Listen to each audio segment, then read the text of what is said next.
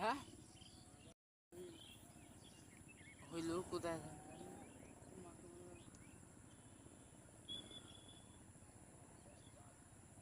হইল কি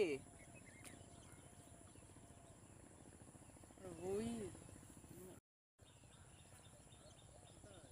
কে যেন বললো যে তোমার আব্বার নাম করছে তার ছেলে সে বড় মাছ বেঁধেছে হুইল ধরে সে পালিছে।